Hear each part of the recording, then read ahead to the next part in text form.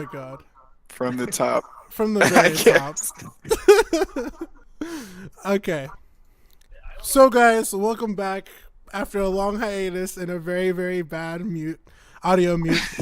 In the middle, joining me this time, because I'm going to change it out how I said it the first time. In the middle, joining me is pretty much the master of medieval times, King Strides.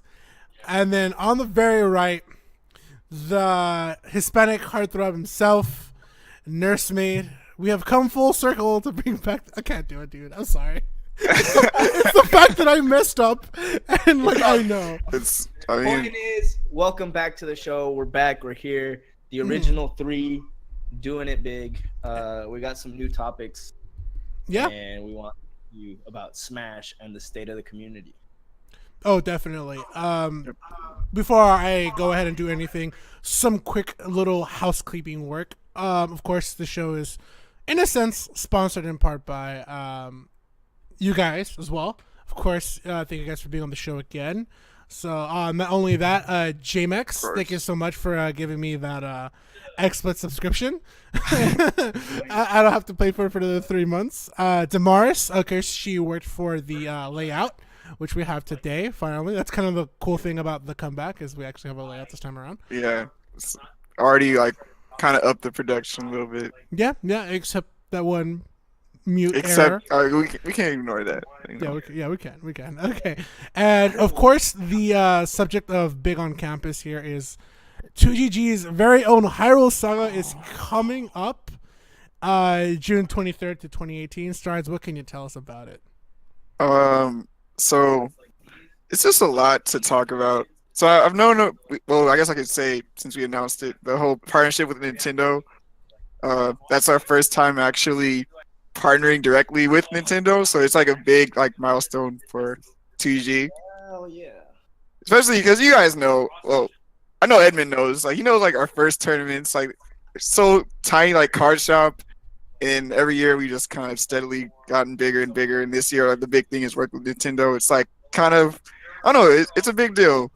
So yeah, that's the main important thing I want to talk about for Hyrule Saga, and yeah, it's cool because we always come up with these themes for the events that make them special, and have Nintendo acknowledge that is really cool. So yeah.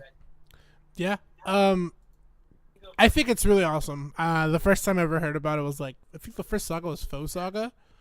Yeah, I remember. Well, no, that wasn't the first one, but yeah, it's been a lot.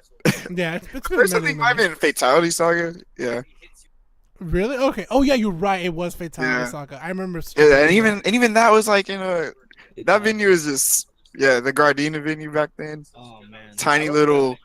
I love that venue. Tiny little plaza spot, fit 100 people in there, getting hype over the Falcon Round Robin. Now we're here working with Nintendo, esports center. It's just big stuff. So yeah. Oh, we have a readed question. Thank you, Maiko. If you can answer, please let us know. How significant is this partnership with Nintendo? What does it possibly impact? Payouts, setups, exposure? Yeah, Maiko knows.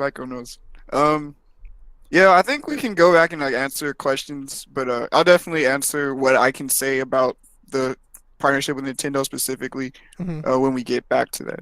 Okay, yeah, no problem. To start us off, of course, we brought 3 new topics, and obviously to me, I think one of the coolest topics that we've brought back, not even brought back, actually just bringing to the table for discussion, and is one that I feel that should be talked about, is actually, Strides, go ahead and tell us what your topic is. So me and Vance talked a few weeks ago. We were talking about what our next talk should be if we got the show back, and I didn't really have anything in mind, but just something that I thought about that kind of irked me a little bit was the nature of analyst desks in the Smash community, as far as Smash 4 tournaments go. And I felt a certain way about it, enough to where I thought, you know what, I think this would be an interesting topic. And so that's what I picked for mine. The time we talked about this was around the Vegas Smash Masters. Yeah, I think it had just happened maybe 2 weeks ago. 2 weeks after, because I remember we had Switch Fest, and then we kind of talked about it there a little bit. Yes, we had one at Zero Saga. Yeah. For 2GG. We also had one at the championship, and then we saw a new one at Battle for Vegas. You're right. That's kind of one of those questions that I have. Sorry, I couldn't hear you for a second. How about now? Uh, Oh, you good? Okay. Sorry, I thought we were losing you for a minute. I was like, no. can you guys hear me? Yes. Yeah, we can hear you. Yeah, we can hear you. Okay, cool. I think they're very cool. I like them a lot. No, Strides, I can't hear you.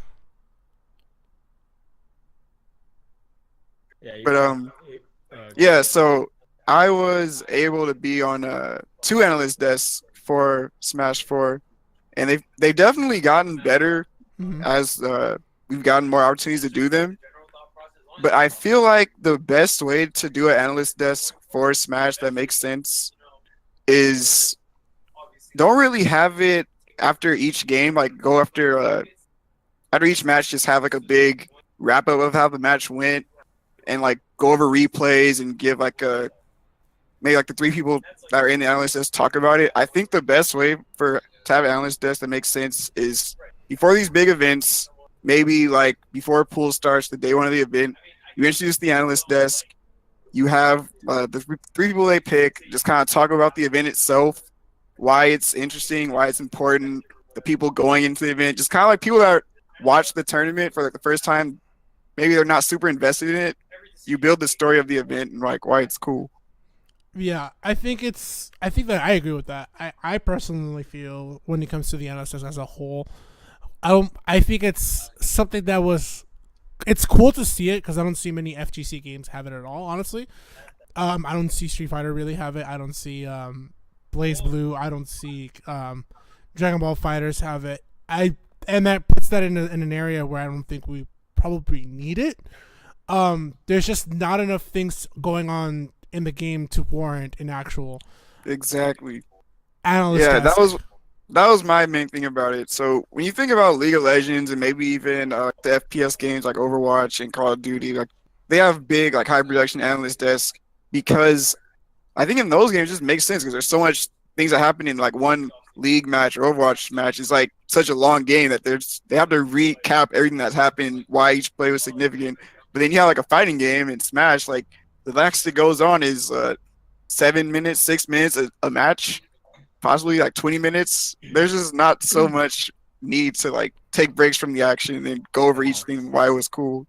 It's pretty self-explanatory at that point, like by just watching the game, like you going on, and it falls on the job of the commentator to kind of like explain the more complicated things or like or relay the information in a way that's like digestible for a newcomer. But like that's exactly it. It's like the commentator can take care of that in a game like Smash or in fighting. You really need to like go into too much like post match analysis like after every set anyways. Right.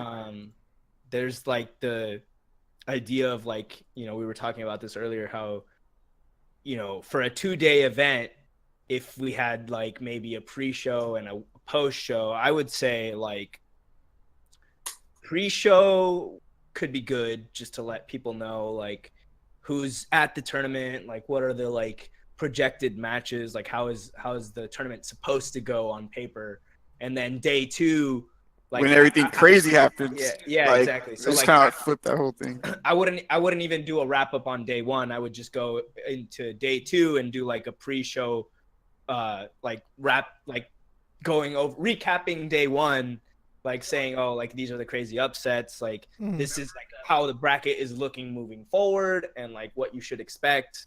And then obviously like afterwards, like you could also talk. I actually think like maybe like a wrap up after the full tournament isn't even totally necessary. Yeah, Okay. I agree. I feel that that's how it should be. There isn't, like I said, like I don't want to go ahead and give any bad like flack or anything for him, but I felt that at Smash Masters it was like maybe like I think I saw like 4 or 5 people in the analyst desk at one point. Oh, okay. Don't quote me on the number, but yeah. Off the top of my head, we had Coney, who is like the middleman, like the host that kind of like puts a topic out there. And I remember Rod was a part of it, Korean, Hmm. and I think maybe one more person. I don't. I feel bad if I. Oh, Austin, of course, Austin. Austin. So 3 people and one kind of guy that is the middle like host, like kind of just steers the conversation. So you Yeah. feel that was maybe one too many people Yeah. in the analyst desk? I feel that's what it is. It was really one too many for a 1v1 situation. Yeah. When it comes to commentary, we're kind of all like, there's somebody who's color who's defining what's going on. Going ahead and explaining, being very analytical. When it comes to play-by-play, they're going ahead and saying what moves are they making. So that's kind of covered by 2 people already on the mic. So when you add essentially an extra 3 people, or an extra 4 in some cases, it's kind of like you're being a little over repetitive. If we had a very significant doubles meta where like to the level of maybe melee, or like doubles is probably, I don't know, the main way to play, then I totally understand. But I feel that the Analyst X was introduced because the direction that Smash is growing and going towards is being very, very similar to how Capcom handles the Capcom Pro Cup. We're literally heading on the cusp of being very esports. So I totally understand trying to fit that avenue of, hey, there's an Analyst Desk, but I'm not seeing it that much. I think I agree with you. Scrambling is because it's frozen. Oh yeah, I was Okay. gonna say you just cut out right there, but I heard the very end of it.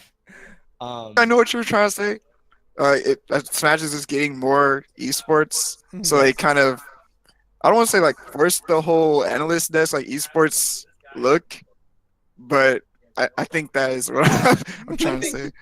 I think essentially what it I like the idea of the analyst desk, but I just want it to be done in a way that fits Smash. Smash. Yeah, it has to be hand tailored for Smash, because the way it is now, like you and Vince just mentioned, it was kind of like seen like, oh, like this is a thing in esports. Like Smash is moving in the direction of esports, so we should take that and make it our own to make ourselves more esports. But we, at this point, we copy pasted, right? From one game to another. But we know like our game is not the same as another community's game. It's not the same as League. So like an analyst disc in the format for League is not going to be like effective for Smash. We have to hand tailor it for Smash and do it in a way, in a format that's going to like highlight all the appropriate things needed for Smash that isn't already covered in the commentary. Because I feel like going back to that, like the way the analyst desk is done right now, it's like it's all stuff that could be very easily like summed up in the commentary, like as long as the commentators are prepared for it, right? Which you can we can do, and we do. And I would have to agree that I think, especially for Smash, because there's not like as much going on as a game like League, like not to say that it's not complicated, but like it's simpler to understand. Yeah. That like we have exactly one too many people in that 3 analyst desk person. Like I think just 2 analysts at the desk itself, and the one like Coney type figure who steers the conversation in the right like transitions from the gameplay, from the commentators to the analyst desk, like that guy. So I think the one middleman plus the 2 analysts itself is more than enough. Because I feel like with a third person on the analyst desk, like now you're just having like, instead of 2 people having a conversation, it's like 3 people like trying to like all talk about the same thing, like trying to jump in at each other, like. Okay. Yeah, definitely. 2 people can cover the job more than fine. Like. Yeah. And in that sense, it comes back to Stride's ideas. What if we just have a pre-show and a post-show? Like a pre-show where it's just like, hey, maybe it's us. Pre-show where it's us, and we're talking about the event, the story, what's going on, the PGR, all that kind of jazz. We'll probably bring, a PGR player like, Nairo, and we'll talk to him, and we'll, see what he's saying, what he wants to see, things like that. And then after, maybe not even after, hopefully like, when the next day when we do day 2, because I don't know if we all want to stay out after top 8, and then like most of us are trying to go out to eat in real time. I don't think a post show is necessary. Yeah. Like, I don't think an after like an end of tournament wrap up is necessary, because as long as you do like a pre top 16, pre top 8 or whatever, like okay, you got everyone up to speed on the tournament up to this point, like just let the tournament. Who's starting to watch the tournament there and doesn't like finish, Right, exactly. Like it's like if you watch to the end, you already know, like you saw everything. Yeah, it would mainly just be like, wrap up like our impressions of the tournament. Yeah. Like, but unless like our personality is just like that interesting, or they really want to know how we felt about how the tournament ended. It's not super necessary, but I don't know. It just it's like, I don't know. I guess production fluff. Like it looks good. Like that. There's like it does. Fluff is exactly what it is. Yeah. Yeah. I think Nursemate probably said it really well. I think he said it in such a way where it's like, there are a lot of people who didn't watch day one. I mean, sometimes it happens to me. I know what Gommel's going on. I don't know if it's going on right now. I'll be honest. Looking at the schedule with Gommel, I know specifically I'm only gonna watch Sunday. Exactly. So people want to hear thoughts, opinions, body count. Like what happened to so and so, upset, X amount, things like that. And then that's where a pre-show before the very first day before they start the tournament, and then the next day where they go ahead and bring people up to speed, predictions that failed, things like that. I think that's much more interesting than the analyst desk because it gets people up to speed. I think it's really entertaining to watch, especially when you have a pro player, join you for the mic and give his input. I personally still like to consider that a form of like analyst desk, because you're analyzing the potential like players in the tournament and like what the past like data says about how they will do. Not necessarily like recapping every single match, because again, I just think that's just for Smash and even fighting games is just not super necessary. I don't know. There's just not that many ways to make that interesting and like justify how much time it takes out from starting the next game.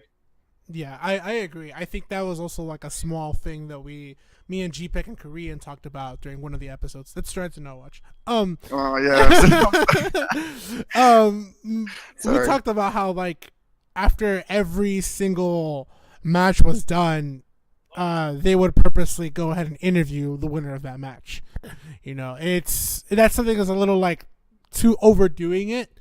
But a lot of times, just because after a match, there's just so many things going on, and they won't always give like the answer you might want. They might even want to talk about what just happened. So yeah, just forcing it just seems like a little too much. Yeah, exactly. And in that sense, like that could be part of like the whole show. I think as we move on forward, the whole analyst desk is pretty cool to see. It's kind of, it lets the community know, it lets people know, it lets all these organizations, these teams, these sponsors, it lets them know that like, hey, this game is played to a very, very serious degree, but it's also a game very casually. And in a sense, I feel like that's why, if we want to go ahead and talk about it, it's a small tangent. That's why we see Nintendo kind of avoid the whole esports thing. It's kind of like them trying to say, this is a game that's, yes, it is a game. Like they've retweeted PGR, they've retweeted several companies and things like that. They've acknowledged that there is an esports scene, but they've also wanted to keep people in the know that, hey, while this is a game that is played very strongly competitively, this is also a game that is also very fun casually. Yeah. And I feel that also is communicated differently in different aspects. Yeah, that's I'm glad you said that, because now that we're doing more things with Nintendo, and even with like the Invitational coming up, I'm really curious how the production for that goes, because the more we partner with Nintendo, the more I'm really curious how we should move forward in esports in a way that makes sense for what they want to do in esports. Right. Like depending on how they handle the Invitational, if we do want to do an analyst desk in the future, that makes sense. It might have to be similar to something that they produce. Yeah. Nurseman, I feel like you want to say something. I'm sorry. No. I'm just I'm agreeing with everything that's been said so far. Yeah. It's one of those deals where I have to also agree. I have no objections over it. Honestly, it's pretty smart. And the way that Nintendo is going about it is pretty well being pretty sad. I mean, if we look at how E3 is going to be handled, they're pretty much saying like, hey, if you guys want to go ahead and play this game, we want to give you a chance.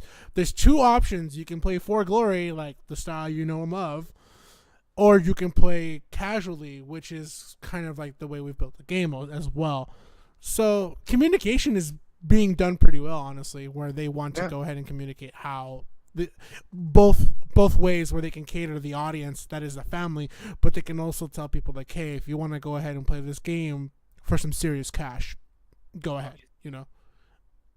Yeah, I definitely agree with that, and I'm glad that there's kind of always been a little bit of a dialogue between Nintendo America and the Smash community. Maybe not like so much publicly like blown up, but they just been steadily listening and just they're present at the events. Like Bill Trinen, since Smash 4 came out, he was showing up to tournaments, like talking about the tournaments. You also have JC, who I actually remember him. I'm not sure if it was Evo, but one of the tournaments before one of the bigger patches, he was there talking about, like, yeah, I know you guys been talking about, like, they're complaining about this. Like, I can confirm that we're addressing it in the balance team, like, stuff like that. Like, they're actually involved in the community, and they're people who are close ties to Nintendo's. So the fact that they're continuing that relationship even more strongly going into Switch from Smash Wii U is just really good. Yeah. I hope that going forward, they'll also do us a favor and release patch notes. Oh yeah, for sure. That's one. I mean, that was. I don't know if they're gonna give us patch notes. I don't know. In some sense, that'd be great. I hope so. I think it'd be a pretty fun way to show like a small video, like, hey, this is what's new in the new patch. Show us a quick clip of like, hey, Falco's down tilt knockback has changed. This is the angle it's in. Like a before. I don't know how videos, but I would like what they do with Splatoon. Like they make a short write up about it. They tell you exactly what the balance patches are. Like Nintendo himself or Splatoon himself says like what these things exactly are. Like, I mean, before it just says there's adjustment, and then it's up to the community to go and like find out specifically what changed. Everybody rush to Kurogane Hammer to see what the updates are as they go. I can see that, and I can see Nintendo like have like maybe an original character just come out and say like, "Hey, this is what's new in the new patch." Yeah, but that about like wraps up like my thoughts on the analyst desk. Personally, I do like the analyst desk. I do like the idea of it, but I'm just trying to think of how it can be better since I've personally been on 2 of them now, and I've seen the most recent one. I kind of talked to the people behind it, and kind of watching how other communities handle their like analyst desk. I just think that way will be more engaging for like the viewers and keep it interesting, and also just make sense for people. Yeah, right. I agree pretty well. Honestly, I hope we do get like pre and post shows. That'd be pretty cool. I feel like that could be a standard in Melee as well. You know, I know Melee at Omni is one of their biggest, podcasts, and Scar and Chove do a pretty good job of it, and people know them. So I hope that Smash Switch, because Smash 4, we're moving on to it pretty soon. And if you want to put on your tinfoil hat, people can speculate that the release date's going to be September alongside the new online service. And Kingdom Hearts. That'd be pretty crazy. Oh my god. They're coming out the same day, dude. Dude, I don't know what I'm gonna do with my life with Kingdom Hearts 3 and Smash Switch coming out at the same. I have to take work off 3 months. I'm pretty sure. It's gonna be pretty ridiculous. But yeah, I guess we could segue to the second topic. I kind of were talking about circuits and stuff. Yeah, and that brings to my topic. I think as we move on forward here in SoCal, part of us being called the SoCal Network and the SoCal Smash Network. I'm sorry, the SoCal Smash Network and the SoCal Smash Talk Show. we got a Doge on stream. It's awesome. That was the term. Shout out to Charles, dude. Yeah. Let me use this. Special guest of the week. Shout outs to him, yeah. But that allows me to bring one thing that's kind of being done right now as we are moving forward with our community. I think the implication of a circuit, or as we call it here in SoCal, the league, I think it's really smart. And I think it's something that I've heard Tafakits talk about it before, like the implementing of a circuit or leagues and things like that. Moving forward, I think here in SoCal we have. If you guys don't know, and if you're a viewer, from another region, or just a viewer at home who's never played the game competitively, we now have established circuits. We have established circuits of majors, which are being done in an interesting way, and then we have established circuits here in SoCal, which allow players to compete for points, which at the end of the month brings you to an invitational, which allows you to compete for a total grand prize, which is the cherry on the top, so to say, at every season. I think that's such a perfect way to sanction tournaments the way that we already have them now. It's so important in that because it allows teams and organizations to start looking at players who are being highlighted in these events and allow them to go ahead and offer them, like, hey, we're going to pick up so-and-so player. I feel like that's how Inaminate was able to pick up a Dynamo, because they've seen Dynamo do really, really well in his tournaments. I wanted to know what your guys' opinion is on, the league and stuff like that. So I guess I can say a little bit things since I'm personally like involved with it to an extent. Mm-hmm. I really like the circuit because we kind of I don't know, with the whole 2EG circuit last year, that was the first time that we really had a circuit for Smash 4, right? Mm. Yeah. Yeah, it was the first time ever I've seen one. Yeah. So from doing that, they introduced the whole circuit like addition to Smash GG just because that happened last year, and that allowed any region to just say, hey, this is a program in Smash GG, or this is an addition to Smash GG. Why don't we just keep a record of all of our locals and make our circuit for ourselves and just have it like that? And I think it's a great idea because it just makes locals more important. Like you get a more reward for going to your locals all the time instead of just, oh, I'm grinding all these locals. I maybe I don't like place that well or whatever, but I'm just gonna keep going because hey, I should go to locals. Now you kind of get more incentive to keep coming out to the tournaments. Yeah. I highly agree. I mean, right now we have a lot of people in finals at this current moment. At the time of, a lot of people in finals, a lot of people doing several tests and things like that. And some players aren't able to make it all the time, but at the same time, those who do make it, the SoCal Smash League is pretty much a great way to highlight tournaments. I come from Fire and Dice. So, back then people kind of knew who we were. We were the Thursday in the Valley for the 818, but now also other players know, like, hey, Fire and Dice is one of the great places on Thursday to get your points for the SoCal Smash League. And in terms of that, I think the SoCal Smash League, like I said, it allows better sanctioning of tournaments in a way. Yeah. And it allows players to be a little bit more competitive. Like, we kind of saw how, like, even though K9 was first seeded in the tournament for points, Fallen was the one, to be showing up in his division to show what he can do. And it allows that intermingling of, like, top 8 players in those division brackets to go ahead and find. Oh, yeah, I was also really impressed with, I don't know if it's Champ or JMX, whoever, but I really like that they divided it into 2 different divisions as well. Mm-hmm. It's super cool that they have a division for like the PR players that consistently do well and like they get rewarded for their points, and then they also reward people that aren't even PR but they consistently come out and they do pretty well.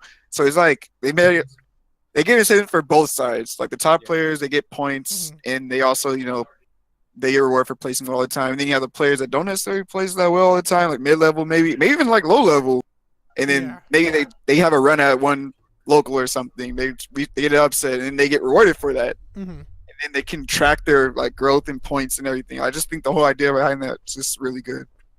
Yeah, I agree. I feel like that's what gives us mini breakthroughs in a sense, as we go on. We don't have I hope we see a breakthrough 3 and a Switchfest 2019, going forward. You're smiling because you probably know something, but okay, it's okay. You don't have to say I don't know anything. I don't know what. Why do I know anything? What? How? But yeah, there's no way. Even the culmination of like the entire event, because like having the league itself pushes people to attend, like not just the one local that they may be biased to. Like for example, like Vance, well, you're biased to Fire and Dice because that's like where you're from, and so like that's the tournament that you go to. That's the one that you're competing at. Like Strides, you're always at MSM because you work there, so like you're competing at MSM, and say I was always going to Land Hero or something. Now it's like, well, like, man, it's like I'm not satisfied with just winning Land Hero all the time. Like what does it matter if I'm winning Land Hero all the time if, like, Vance is winning Fire and Dice and like FPF every week, and he's getting more points than me, and I'm not even showing up. Yeah. Like, so it's like I gotta show up to these other locals now. So you're getting more practice, more exposure, and then eventually, if you do have enough points to make it into the finals, like that's a whole thing on its own. That's like really cool. Just like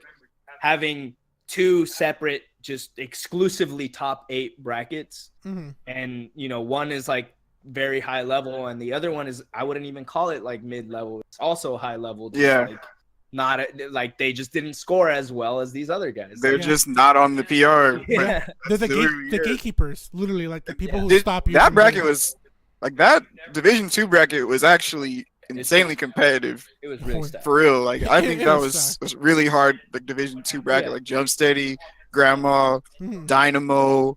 Who else was in there? Gohan. Orochi was supposed to be in there, but I guess like he couldn't come. Your Naked Grandma. Candy, who was all on the PR, but like at the time wasn't. Yeah. He's in there. Like, that's really, really stacked it in. Yeah. And I mean, that was cool.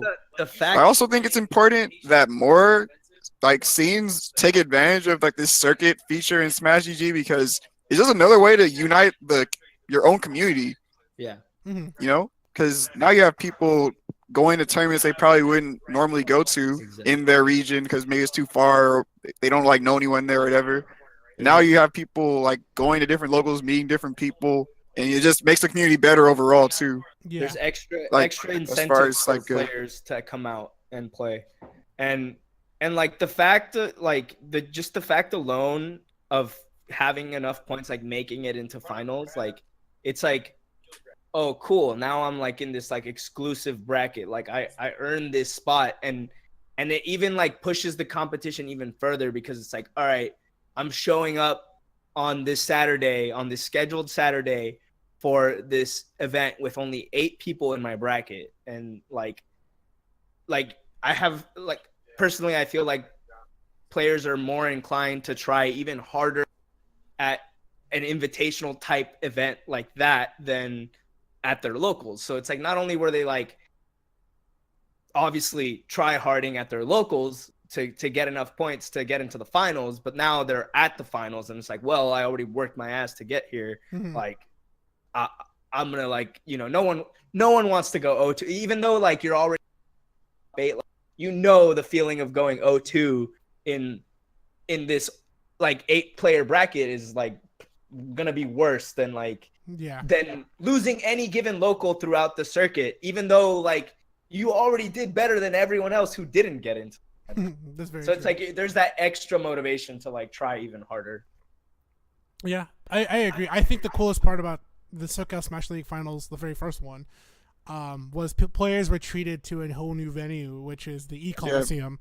I didn't know anything about that, but I'm so glad that we've been able to work with like organizations like Ult and the place for the E-Coliseum too, because it's just another way to take advantage of like the resources we have here in SoCal, and like give new places for people to meet up and play, and maybe even like meet people that had no idea this stuff was happening. So yeah, I'm really glad that we got to work there. It was super hot though. They need to still install the AC. That was like my major complaint. But the venue is like a cool little place, especially in LA, because that's the reason why they don't open until after like sundown. Yeah, dude. Like, oh my. They said they're installing it soon. I don't know. Yeah, he said by like by E3, like around that time, he's gonna have it installed. I remember he told me about it.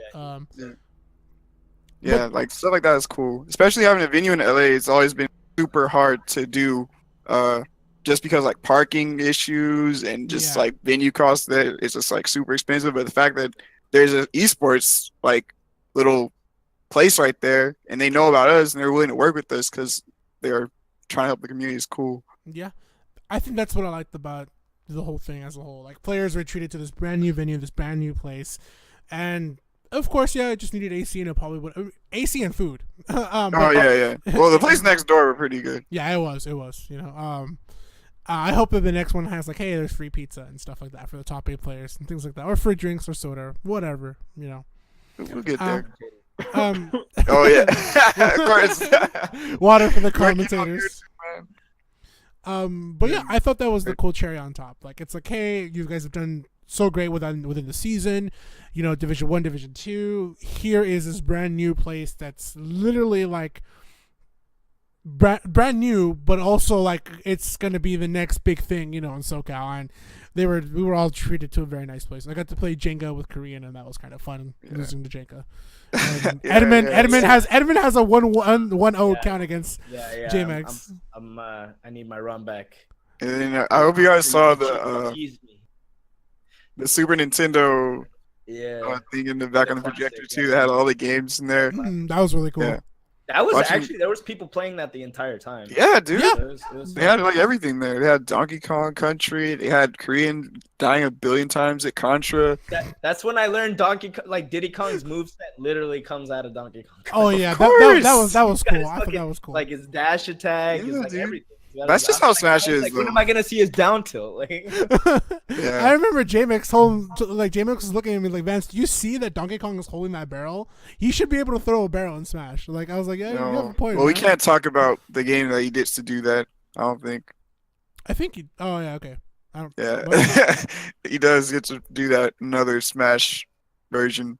Oh yeah, he Game. does. He does. Yeah, but he's right though. But in fan games, he can do that. But I'm talking about like the mainline Smash. I don't know. I'm hoping in Smash Switch they do more. Like my main thing I want in Smash Switch is moveset like redesigns for characters they could do more. That's what I wanted. Like when I saw Breath of the Wild Link, I kind of made me think like, wait, are they gonna? Put the old Link? I don't care. Put a new Link in there. I'm fine with it. Like they have the whole DK Tropical Freeze thing. There's so many things they could do with Diddy Kong and Donkey Kong with their movesets from that game. Yeah. And Breath of the Wild, and like everyone's thinking about how Cappy might be Mario. It's like new thing. He's gonna be like a reflector or some sort like that. Oh, dude, he's gonna be like a broken projectile. I mean, and then we can have like I feel like in that scenario we can get rid of Toon Link and then have like Link and then Wild Link. I guess if that's a name, yeah, it'll probably be like Wild Link. Breath of the Wild Link. That's too long. No, but see, that's the thing. Can you imagine?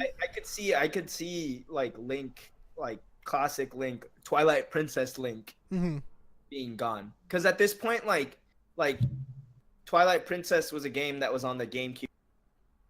There was an HD remaster for Wii U, but it's like he's not even like on the current console. Like he's nowhere near the Switch anymore. Yeah. Like, so it's like, what's the point of having Twilight Princess designs in the Smash game? If he's not gonna, yeah, exactly. Yeah. And I think like at this point, like characters like Link and Zelda are characters whose movesets like have, for the most part, not changed since their inclusion in Smash. Yeah. And so like I think it's about time. Like it's like we can, we got a brand new character, a brand new Link with like tons of new mechanics that can be like used, and it's like it's time to step forward into the future, out with the old, in with the new. Yeah. Yeah. We got Breath of the Wild. Especially Ganon, like Yeah, characters Ganon. like that. Oh no, Stride's cut off his voice. The nerfs and like all this other stuff. I just want Smash Switch to feel like a completely like new Smash game. Me too, yeah. Yeah, I don't like, if possible, like I characters whose movesets haven't changed since for the most part haven't changed since their inclusion in Smash. So like characters whose moveset have been the same since Smash like 64, since Smash Melee. Like I Yeah. want to see those characters get their movesets. I want to see like Exactly. Ganon with the new moveset. I want to see Mario with the new moveset. Hell, I want to see Luigi with the new moveset. Oh yeah, give him Poltergeist. Like, Yeah, There's yeah. so much Absolutely. they could do. Dude, like Yeah. We're going so It's far into it. yeah. It's just my thoughts. But Yeah. I mean, but this yeah, is what's perfect. I feel like this excitement partnered up with an actual league-based system where you get points. You're yeah, treated to an amazing, you know, 16-player tournament with the cream of the crop of SoCal. I know there's a Division yeah. 3 now. I think I heard. Um, Oh, I didn't hear about Division I don't, 3. I don't know. I heard there's a Division 3. I don't know. I could be wrong. Go ahead and tweet at me advance_XE and let me know if I'm wrong. Um, Yeah, but that excitement of a new game plus an established league system with yep, star players all together, that brings so much hype yeah, to a game that's like you'll be able to see brackets that you've never been able to see before. That's what that was pretty cool. It's like we've finally been able to see, I haven't been able to see Dynamo versus Phoenix ever. yeah. I don't think I've ever seen that either. Ever. And I thought it was a real good treat to actually be treated to something like that, Dynamo Oh, versus Kira Phoenix. versus Phoenix too, dude. Kira versus Phoenix was the great highlight of that. It was fucking Yeah. phenomenal. Yeah. I just think the timing. I don't want to call it quizzes because Champ's a genius, but like I just feel like the timing of the Smash League for SoCal and the new game coming out is just perfect because now when Smash Switch comes out and everyone's playing it, there's already, like you said, there's already like a league, and like these new players, they can easily latch on to something like that because they'll be rewarded for going to these tournaments and getting points and everything like that. There's like Division 2 for newer players and everything, so Yeah, I think it'll be really sick. I agree. I mean, when you look at competitive games, as to quote one of my favorite ones, Overwatch, it is yes, there's casual play where you can go ahead and play these casually, and of course there's more serious play where you can play with your teams, and then of course there's competitive play. In a sense, we kind of have that here in SoCal. You can play at home, Wi-Fi Warrior or amongst your friends, right? Or you can just go to any sanctioned tournament, right? And play with the strong, players. But it's a sanctioned tournament, but you're not really getting league points. But then you can go ahead and play competitive, the true competitive way, which is the SoCal Smash League, and it gives you points and it rewards you for being, a top level player. And I think that's kind of the coolest thing ever, honestly. Just the way that video games do that, we do that now IRL. Also like that they included it with the timing of the like 3-month PR period for the ranking period. So like it's a 3-month league that just so happens to coincide with the 3-month PR period as well. So while you're getting rewarded with these league points, you also are playing for the actual like SoCal PR as well. So it's just it all ties together and it's just a really good system. And I'm glad that we started it so early because it'll be even better once like the new game comes out. Yeah. Something I do want to address though is I just want to hear more feedback from people that are playing in it, like things that we could do better. I don't know that many people that are complaining about the league really, but if there is something, I'll be glad to hear. Like, what are your gripes with it? Like, what do you think could be better? What do you think is good? Like stuff like that. Yeah. That's also what I want to hear. I know one thing that I do hear quite often is people want more venues. I don't know. Yeah, people want more venues. I don't know if Lion Hero counts for league points. I know they're in the middle of structuring themselves. Like I know they took it over the Thursday slot for Fire and Dice. I know they have a Saturday tournament as well. I'm pretty sure they do, but I have to review it again. If Yeah. they're not part of it, I would like someone from Lion Hero to like let us know and we can see why they're not. I don't know. I feel like Land Heroes in that same bubble of like Fire and Dice, FPF, MSM, Wednesday Night Fights. It should be part of it. And as far as us not having venues, it's mainly it comes down to like what a sanctioned venue is. Yeah. Like it has to just we can't just really change like the standards of how like a sanctioned tournament should work. Because I feel like it's not fair to the players overall because you don't want to. I don't know. You don't want to have the standard for quality of tournaments pretty low because it just isn't good for anyone. Yeah, I agree. I feel like, and if you have too many like venues that are like for the SoCal Smash League, it becomes a deal where like let's say the more favorable or popular one, it's gonna have tournaments, but then there's gonna be people who can easily shark, the other one and just get points. When Yeah. That's a problem, like an old problem that used to be a thing. Like that was the whole purpose of having single tournaments in the first place, because then there would just be people having tournaments the same day as other tournaments and like overlapping, and it's not so great. Yeah. But yeah, I think the criticism for it is not that bad. I think it's a fair thing. You know, just maybe.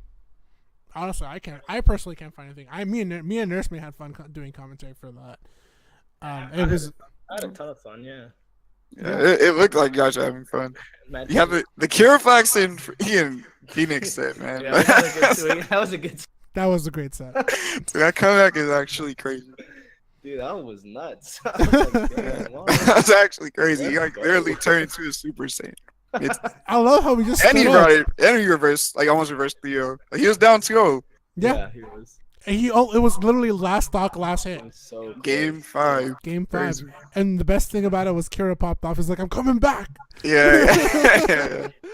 And he came Yeah. back. Yeah, he came back. Yeah, and that whole thing happened because of the SoCal Smash League. Like, those two Yeah. probably would not have played in like a super serious match that actually had like real stakes online otherwise. So Right. I just Exactly. think that's cool. And also, like, I didn't get to see it on the stream, but like, I haven't seen them play ever. Actually, is like another one that I got to see was like AC versus Eon. You know, we Oh also yeah, get that to was see, great like, as well.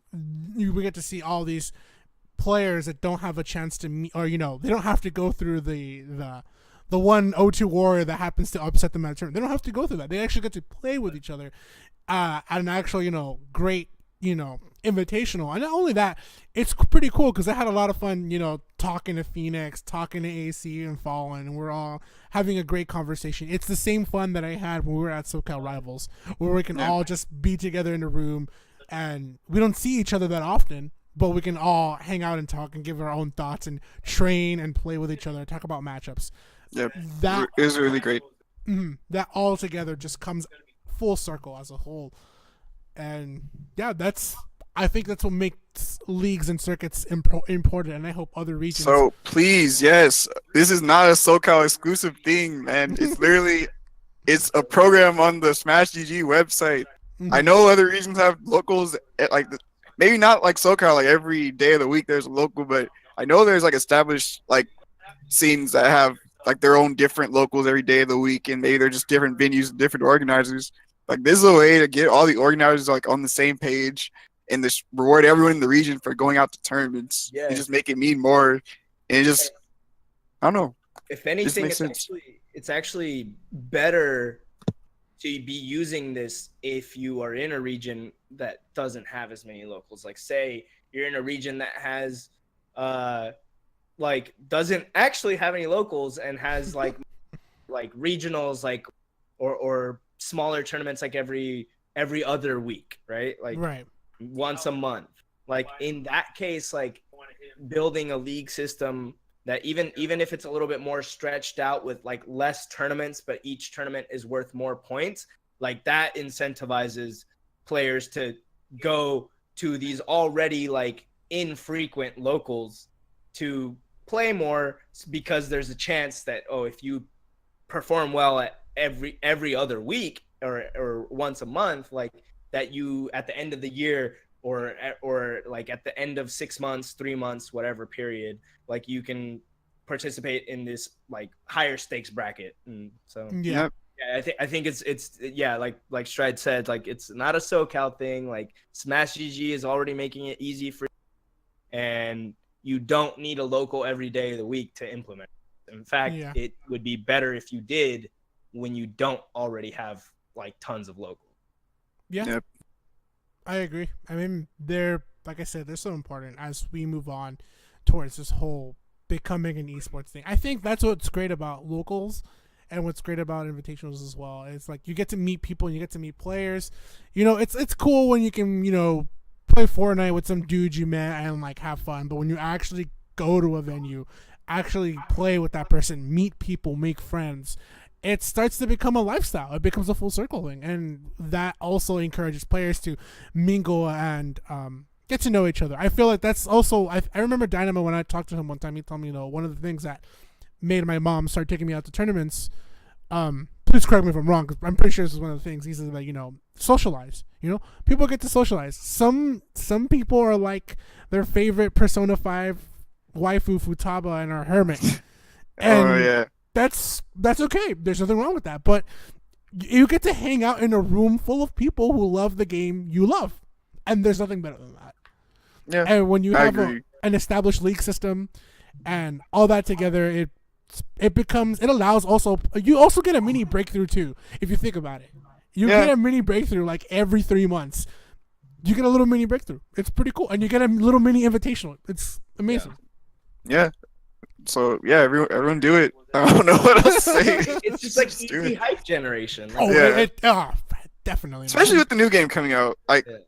especially with the Switch coming out, it's already people are gonna be playing it just because it's a new game. If you just take advantage of this and make like it mean more to just maybe even new players, you're only helping yourself. So Yeah.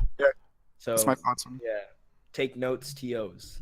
Oh, please. I hope one of them's watching, or like, I don't know. The first episode has pretty nice amount of views, so I hope TOs or anybody who watches this and is looking to start a Smash scene in their region, or start creating a more league based thing. I hope they can look back at this video and say like, okay, hey, there's some benefits to this. And it works as well too, because I know the Collegiate Star League had one for their crew battles, and that was pretty cool to see college and universities get involved with the Smash scene as well. Just dipping their toe in there is pretty nice. And if you're looking to do something for your college or university, even having a circuit or a league in that is pretty awesome.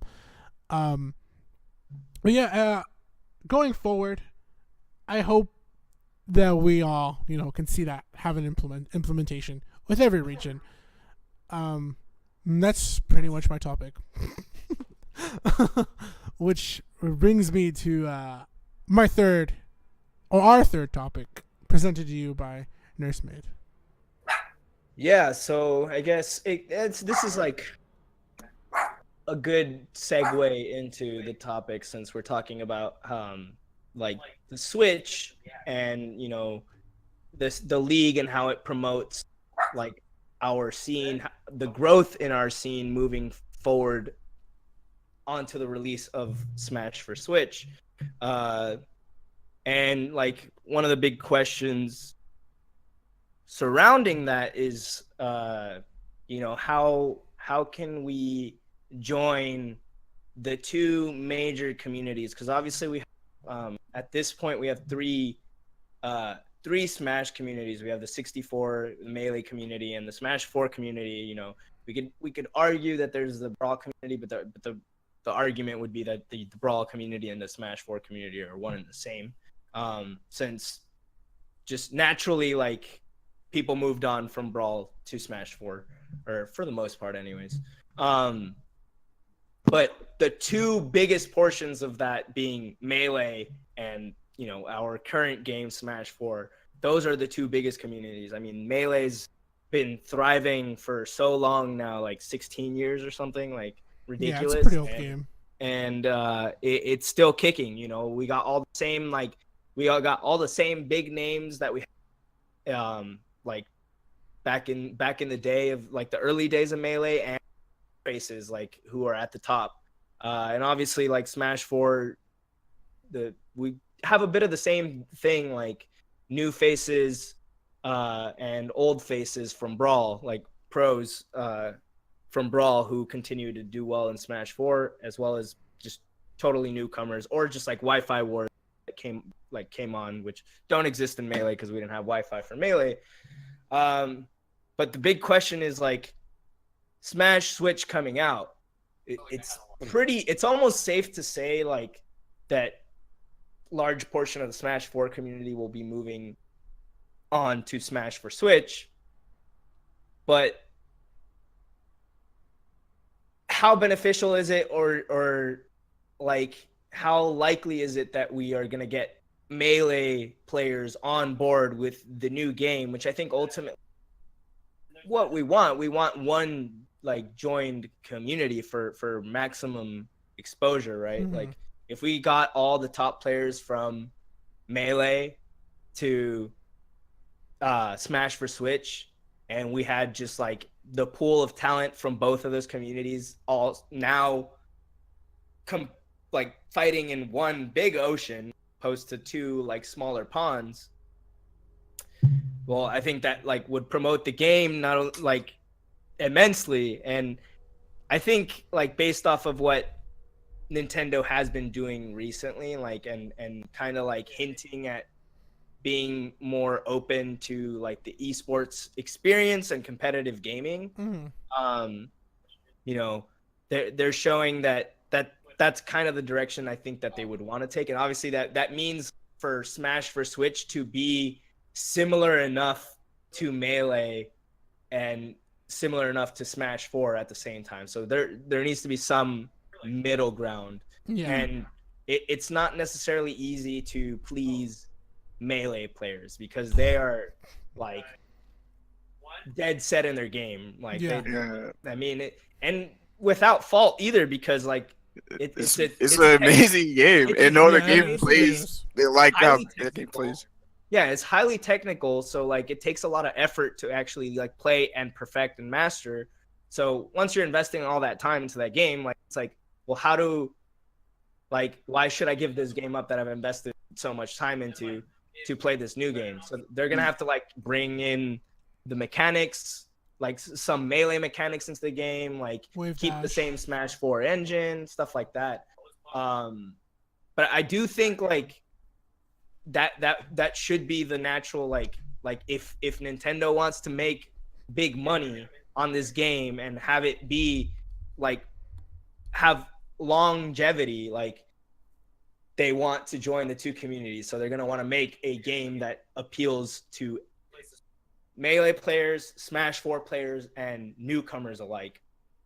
So it can't be like over the top technical like Melee is, because then that's just going to prevent like anyone who isn't already like a Smash aficionado to like play. Like they're just gonna be like, I can't do this. Like I don't even want to try. I feel that in that level we have, I guess the only example I can find where we have, how can we bring players from another game over? The only player that I can find, and that's because of general interest, because everybody likes that. Everybody's a fan at heart. It's the first anime we've ever watched. For most of us, is Dragon Ball FighterZ. You look at that game, you see players like Leffen actually being a really strong competitor in that game. He's done tremendously well at Wednesday Night Fights.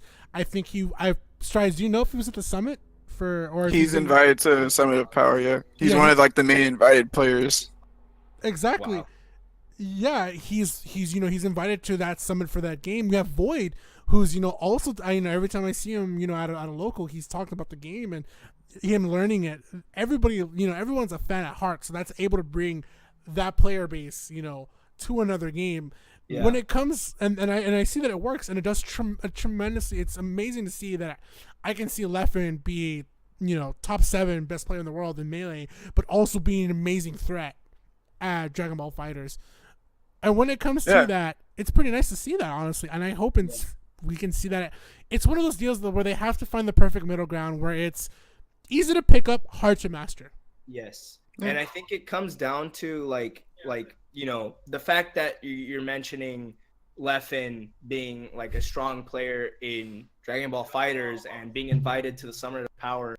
Like it shows that like Melee players in particular, let's talk about Leffen, like they have scratch that, not just like players like Leffen and players like Void. So Smash 4 players and Melee players alike, they are open to playing new games as long as it is interesting to them. Mm-hmm. So like either and like 2 things that would make a game interesting to these players would be 1, freshness, so something new, and B, like flashiness. So it's specifically for Melee players, or more so for Melee players, because like Dragon Ball, you could argue that people thought like that Melee players don't want to play Smash 4 because they don't think it's like flashy enough, it's not aggressive enough. Mm-hmm. It's not fast paced enough. It's none of the reasons are ever the game's too easy, because it's really not. Like it's not that easy. Like unless a Melee player is practicing Smash 4 consistently, they're going to lose to a Smash 4 top player every single time. Like, because a Smash 4 player is playing Smash 4 and they're playing Melee. But they will play Dragon Ball Fighters, so that shows that they're not playing a game solely based off the technical difficulty, because from what I understand, like, Dragon Ball Fighters is fairly like straightforward. Like, the combos aren't like super difficult to execute. It's not execution heavy. Not to say that you can't do technical combos in the game, because I know you can, but it's not execution heavy. So you can, there doesn't need to be a focus on execution, which is heavily a focus in Melee. Yeah, big time. So I think that just points in the direction of, like, players are not actually interested in the execution portion of it as much as they are in the game being fresh, new, fun, and like engaging. And in this case, engaging means like fast paced and aggressive. Yeah, I can agree with that. If they make Smash 4, like, if they made a game that has like Smash 4's engine with new characters, like revamped movesets, and like a little bit faster pace, or like a different, like a combo system, more movement like movement Melee. options, I feel. Yeah, More movement options. Like, I actually feel that the hit stun in Smash 4 is fine. Like, it could be maybe a little bit more, but if they kept it the same, it's fine. I think more like movement options and just more like technical things you can do like in the game would just be good. And it doesn't even have to be like super like complicated either. Like, just like giving, just like, add more mechanics to the game. It's like universal like how mechanics. Cloud has like a dash in Smash 4 that like no other character in Smash 4 has. Like, if every single character in Smash Switch had the same dash dance that Cloud had, like, that's a plus, a huge plus in my book. Like, what else? Like, Larry put out a video recently of things that he would like to see from past Smash games come back to Smash for Switch. And one of the movement options that he was talking about was it was like landing on a platform. Oh, platform canceling. Yeah, platform canceling, and like you could just fall through the platform, and it's like, it's not a super like difficult technique to do, and it's just like an extra movement option. It's there, like, you can use it. So yeah, definitely more movement options would be like a key factor in that, because I think the combos for Smash 4 are already like, I think the game's combos are neat. Like, there's some that are like oversimplified, there's some that are like super extended, and like damn, like, should your character do much damage, but like, it's, it's a game. Like, some characters are going to be like better than others are going to have like stupid easy confirms, some are going to have like more difficult confirms. That's just like the nature of any game. I definitely agree. It's just something I know from Melee players and why they really like Melee. One of the many reasons is that there's very different ways that people play the same game. Like, there's more options for creativity just because of like all the different movement options in the game and how the game plays. Like, it's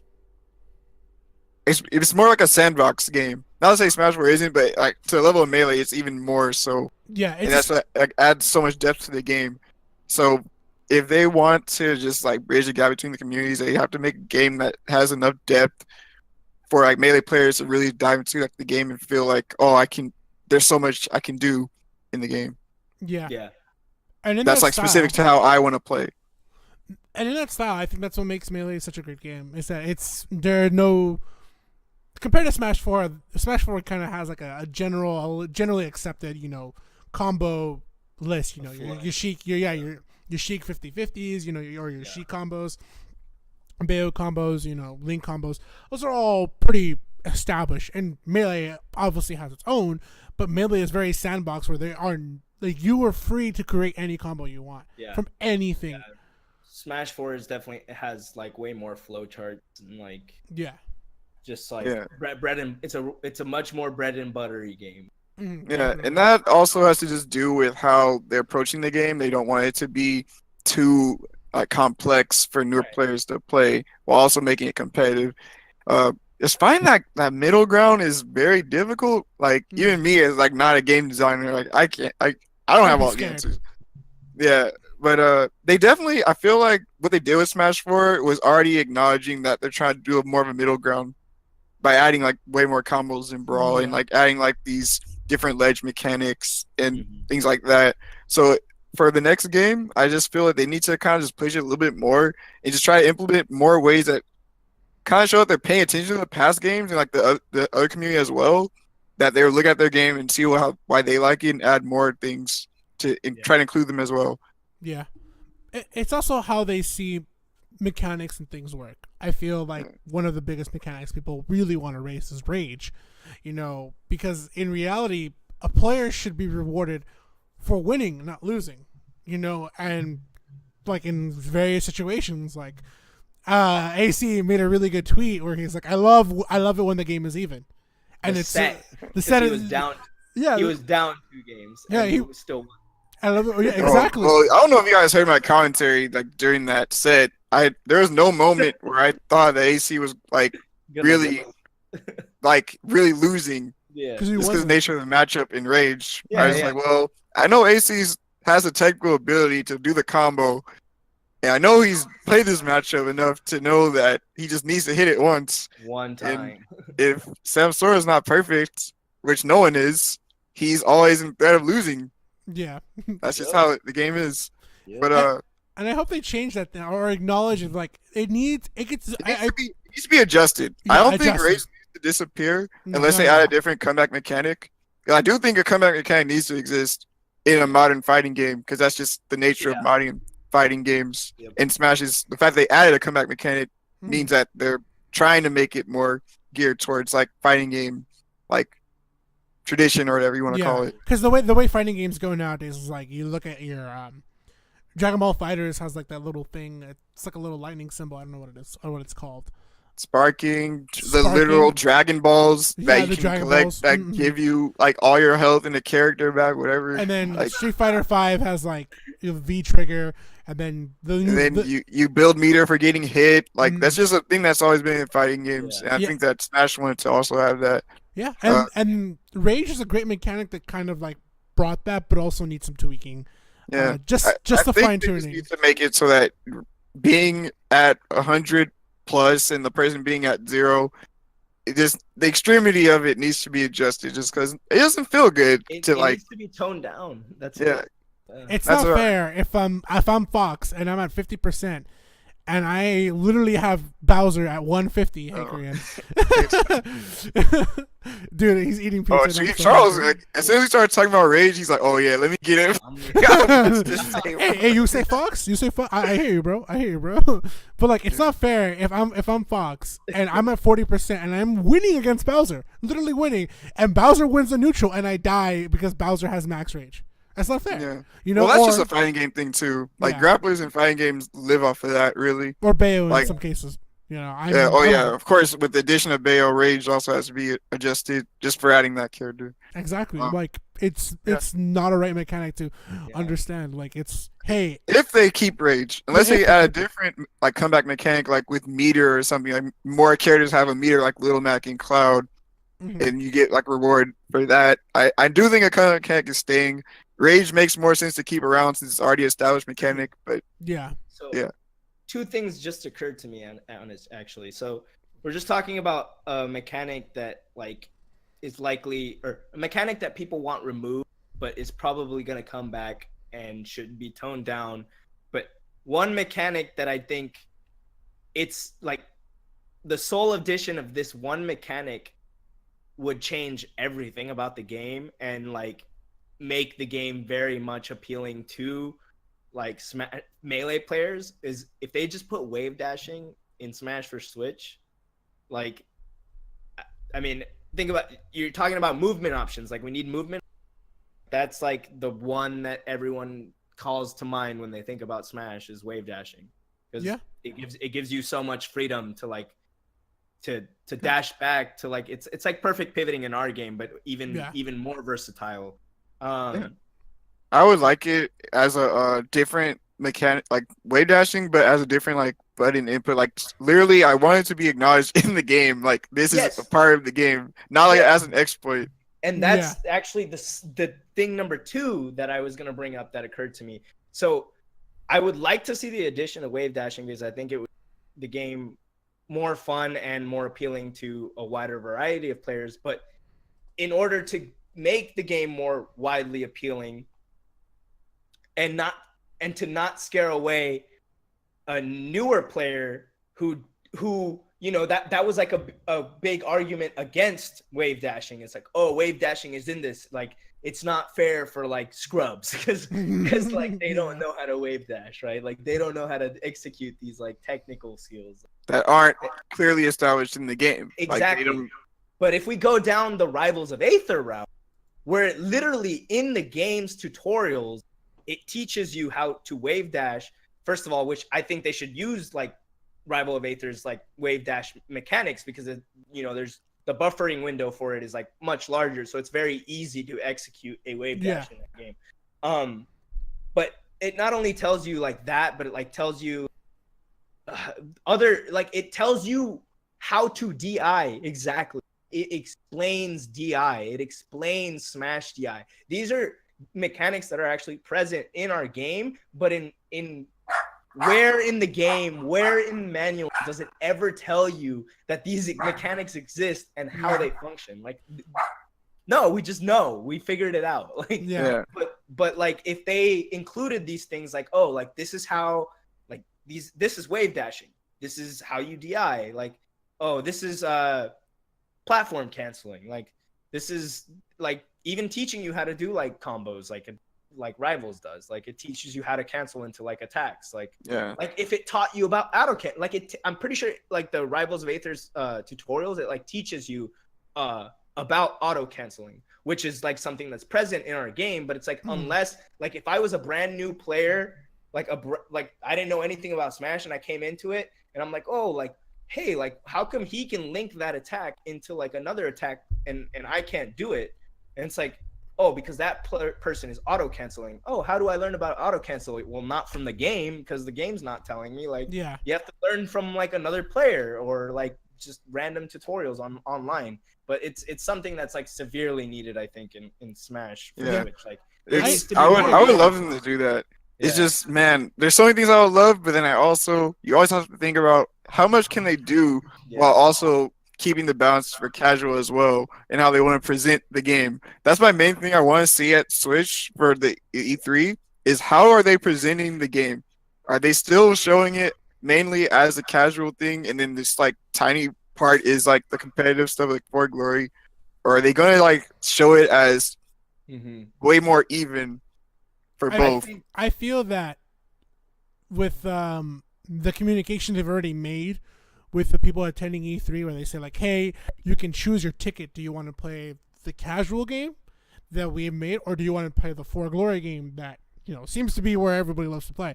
They've already decided like, hey, we there's 2 options you can play when you go to the E3 demo. They kind of said that. We're in the 5th iteration of the game. The 5th iteration, within 20 years we've had 5 of these games. I agree with Nursemate. We should have some sort of acknowledgement that these mechanics exist, and because we're in 2018 and we don't have those kind of things anymore. Where back in the day, where you bought Melee, you get an instruction manual. Right. Now you don't get instruction manuals. You kind of just get like, oh, here's the case, and that's it. I think it'd be pretty cool if in Smash 5, we don't have an instruction manual, but you go to the training option and they tell you these are the mechanics that exist. This is how you can play Fox. They teach you the simple bread and butter stuff so that when you go on, you can learn like, okay, this is the bread and butter of Fox. Now I can learn other stuff. Now that I know his basics, the bread and butter, his up tilt to up air combo, what else can I learn that I can find for myself? So they still have that open space for you to see that, hey, there's a learning tool for the easy stuff, but then there's a bigger space open for things that you can discover on your own. But they're still acknowledging like, hey, if you get hit by an up smash, DI this direction, or just you can DI it. Just in general, acknowledge like, hey, you can DI it. Yeah. I would like that. I would like for the game just be bigger in effect, in a way, so they can have all this stuff for the casual like more modes, like all these different like story mode, maybe like smash runs in the game, and then they also have a more detailed like training mode that acknowledges this stuff. So like it makes it feel like there's more like an even thing instead of like the casual side like kind of overpowers and like the competitive side is kind of thrown in. That's kind of how I feel. Yeah. It usually is, even though like everyone knows how big like the freaking competitive side is huge. And I think going back to that, like this is where I like think that Nintendo has like realized that, you know, moving like we can't keep moving forward. We can't keep making a new Smash game and put the competitive community on the side burner, kind of like just on the side. Like, yeah, we acknowledge you. This game is really for like the general audience. Like I think at this point, like they realize like, oh, you guys are the dedicated fans, and esports is now like unavoidable. Like it's impossible to ignore. Like It's how most games survives nowadays. Competitive gaming is here, and it's here to stay. Mm-hmm.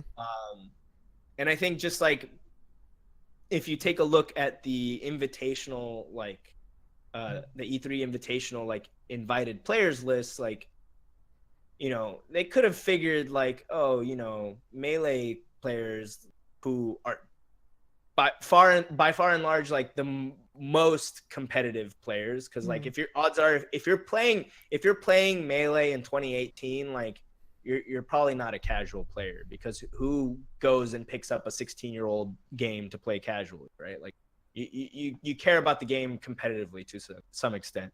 Mm-hmm. So, you know, they could have just figured like, oh, like, you know, Melee players don't care about it.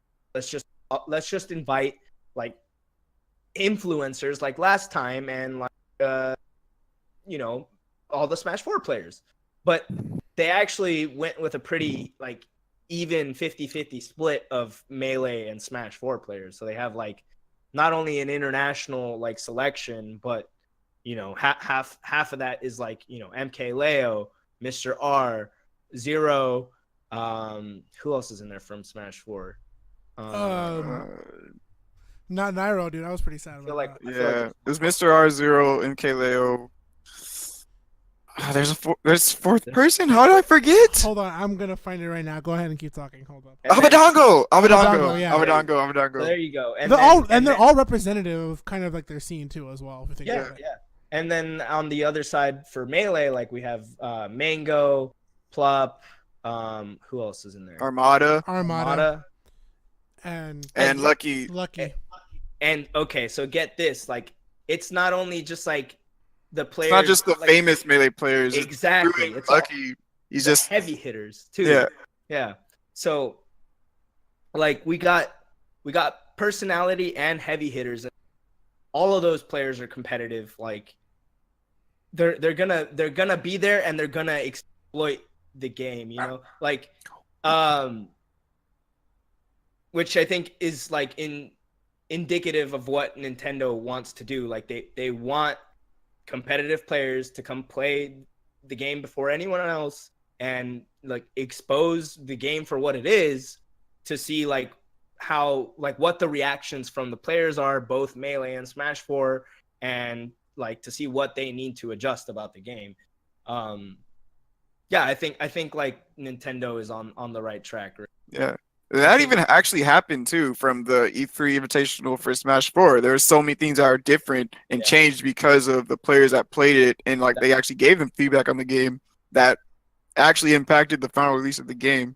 And it's been like that as well for Brawl 2. It wasn't invitational for Brawl, but there was like a closed beta that only like professional players, quote unquote, played at the time, and they changed it a lot based off their feedback. So the E3, the original E3 build was like entirely, and I actually remember seeing like posts from, you know, from Zero or from D1 where like Zero asked D1 like, hey, like should I like not camp if it's for the sake of the audience? And like to what like D1 told him like, no, you should like do whatever it takes to win, which is, it makes a lot of sense, because if Zero hadn't like done if he hadn't timed out Hungry Box at the end or whatever, like might have seen an entirely different game, because then like Nintendo would not have seen like the flaws that the game had, right? Like Yeah. it was too defensive. I mean, like we're like we're living in 2018, like people are complaining about Smash 4 being defensive. Like imagine it being defensive, Yeah. you know? Back So it's then. like it is crucial for like these players to like get their hands on it and to not to play their best, to play to win at this invitational tournament, even though it's like not really for money or anything. I think it's pretty big. I mean, for brands in total, like Yeah. you look at that, like the Smash Invitational built Zero's brand. Like Yeah, from the he beginning. actually, from winning the Invitational, that literally is what made him who he is. Like, right? Well, not like as famous as he is right I now. would say that's how I got into the Smash community. Honestly, like I played Smash my entire life. Like I played Melee religiously with like, you know, with competitive rules, but I never had like stepped foot at a tournament ever. Like Yeah. I knew people who had gone to tournaments before, but I had never been to a tournament. And then, you know, Smash, the summer before Smash 4 rolls around, or they'd start announcing Smash 4, and that's when I'm like starting to get back into the Smash hype, because I played Brawl for a while, got bored of it way quicker than I ever did with Melee, because I played that like I went through 2 Melee discs like as a casual player. You know, Yeah, as a casual player, I went through 2 Melee discs. Like but sorry, I lost my train of thought. Yeah, that's how I saw like the E3 Invitational. Like, you know, I wanted to see like, wow, like this is more Smash Brothers, like first time seeing Smash Brothers again. And I was excited, and I saw Zero win, and I started Twitch channel, and from there I saw like him streaming Smash 3DS, and so like yeah, it's gonna be huge to promote the game, which is also why like it's important that they got a bunch of Smash players to represent us at the event itself, because now after this E3 Invitational, when there's a bunch of like newcomers on the scene, they're going to be looking towards all the people at the Invitational. yeah. All the people at the Invitational are competitive Smash players, so that's a good That's a good thing indicator for people to that- fall back on. That's a good indicator that they're doing more for the competitive scene, and they want the game to kind of gear towards that, because all these casual people are going to see it, and then when they look up these people, they're not going to be playing like items or whatever. Like they're going to be talking about tournaments and like all this stuff, and then they'll see like, oh, this is what the game like is actually is like in the real world, you know. Not in Nintendo fantasy land. Yeah, and not that the casual side is bad. Like there's still like No. billions of people that are playing the game like at home with like their grandma, and they're all on the couch, and you know this the gist. Family gatherings, I'm always wailing on my. Yeah. Who is it, bro? Who is it? Who is it? Nursemaid doesn't. There's no sympathy for me, man. Yeah. Like, I go in, they're like 13 bro. years old. I'm like, who's next, dude? But Yeah, I definitely I'm glad you pointed that out. It definitely makes me feel that they're doing more with the next game to really just kind of bring more people from both communities together and have them appreciate a game they can both like enjoy, while also keeping like the casual side entertaining. Yeah, I feel that that'll help align both communities as well. You know, the Melee and the Smash 4 community. Especially if Nintendo's looking to introduce said mechanics or reintroduce said mechanics again, like actually acknowledging them will allow people who have seen or played Melee say like, okay, Smash 4, it's upping its mechanics, you know, to the level of that we remember or we know. And Smash 4 players are like, okay, they're leveling up the mechanics to new things so we can do new things the way that other characters like Cloud does, you know. So it allows those two, the mingling of those two worlds to come a little bit closer. And not only that, you know, the Invitational, from what it's showing us, you know, they are acknowledging these two communities and bringing them closer, you know, just a little bit closer. And hopefully, you know, aside from seeing tournaments run side by side, we'll be able to see, you know, Hungry Box at top 8 against Tweak, You know, Yeah, like that'll be that great to see. alone. You guys talked about it earlier. Sorry to interrupt, but the No, you're fact good. that we had all these different players of different games doing well in Dragon Ball Fighters brought so much hype to the game itself. Like we Mhm. have Sonic Fox versus Leffen at a giant tournament, and then you had Goichi. This guy, he's famous, but he was because of Dragon Ball being like such a huge franchise that Mhm. made him so much bigger than like he's been. Like maybe people don't even realize this guy's like been playing anime fighters for like the past decade and being amazing. And yeah, the fact that they're trying to do like if they can do a game that can bridge all these different personalities and put them under like one game, like Dragon Ball's done, um, it's definitely a good thing. It's possible too because like Nintendo's even bigger than Dragon Ball. Like there's Yeah. even more. There's more people who know about Nintendo characters than there is about Dragon Ball, which is And that's very true, dude. My grandma still calls my PS4 a Nintendo. My grandma has seen my PS4 and she calls it a Nintendo. She's seen my phone. She's called my phone a Nintendo. yeah. You know, that's the Hispanic strat, dude. That's You- kind of crazy. that's the Hispanic thing, bro. Your grandma will always call every device a Nintendo. I can see my relatives calling my like other consoles Nintendo, but like once they call my phone Smartphone? Nintendo, I'm like, all right, grandma, you. I mean, I don't know. The Switches look like an iPad at this point. Yeah, it kind of does. I mean, but going back to that topic, I mean, we are kind of gonna get our taste of what that can be like. What a good mingling of the two worlds. You know, seeing Mango fight Zero grand finals. We're gonna get another taste of that at this E3, and I think it's a taste that everybody wants to see happen, but also always happen. Because it'd be a shame to we only get to see this once every new Smash game, and we don't get to see it enough. I think, and I hope that the Melee scene does start looking at it like, hey, we can. This game has also great mechanics that we know and love. Let's jump into this too. Just the way that Leffen jumped into Dragon Ball Fighters. Yeah. And Void. And Void. Yeah. I'm sorry. I was about to say that. I'm like, wait, someone else is sad. I know Void jumped into it. Bunch of people. Bunch of people are into it. I mean, I'm jumping into BlazBlue Cross-Tag Battle because I'm actually enjoying the game a little bit. Hopefully it's fixed when the actual version comes out. Yeah, I saw that glitch, man. Not fun. Not fun. Are you playing on Switch or PS4? Switch. If you don't, the Switch version is a little weird. So, and I understand maybe the PS4 version is the same way. So well, the PS4 version is supposed to be where the player base is. Which makes. The Switch version. So the Switch version allows you to play all characters the same way the PS4 version does, only if you're connected online.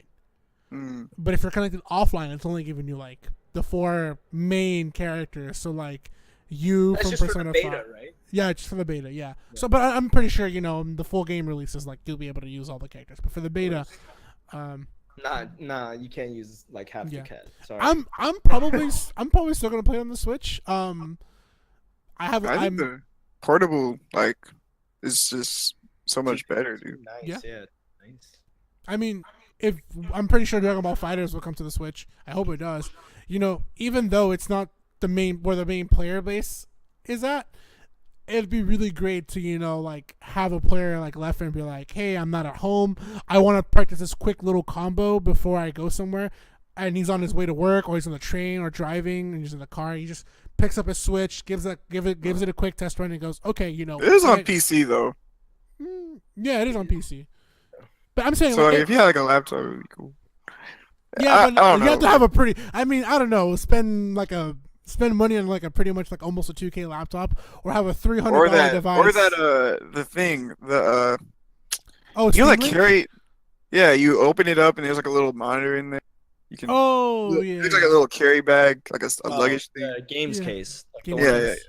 that's- Oh, you have. Hey, he does. He brought it to Switch Fest. I remember. I thought it was really cool. Yeah, but the general idea, just have a more accessible game that like pleases more people. Well, it'll only just do more for building the hype of the game. And Yeah. it seems like they're doing that with the Invitational. We won't know until next month, but Which is crazy. all signs We're are pointing towards that. Yeah, dude, Yeah. E3 is gonna be too crazy this year I for mean, like I'm too everything.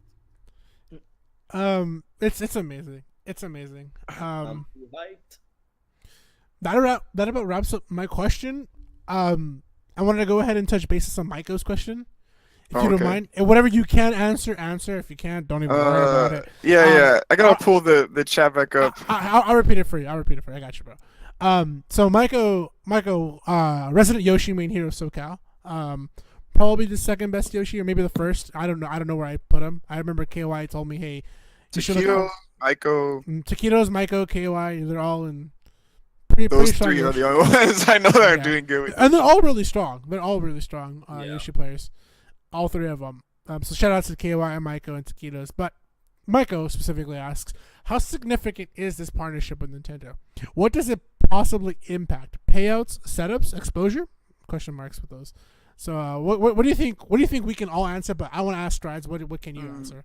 Well, I can't answer everything because I'm just not allowed to. Yeah. But just the fact that an official partnership with Nintendo, having that brand and that brand awareness like Mhm. attached to an event that we have is so huge. Like maybe people would only look at like money or like things like that, but just bringing the attention and like legitimizing the event does so much for Yeah. making it bigger for Mhm. more people. Like there's still so many people. Like I don't know if you guys saw at Switch Fest with all the people that came out for the other games. Yeah. Those guys have never been to a 2G anything Right. like Yeah. at all. That just adding those games brought like a whole different group of people to the tournament, and Nintendo can do the same thing, even more so. So it just Yeah, brings big. more attention to the event and more. It's just good for Smash overall. Oh my God. Okay. In other words, it's like,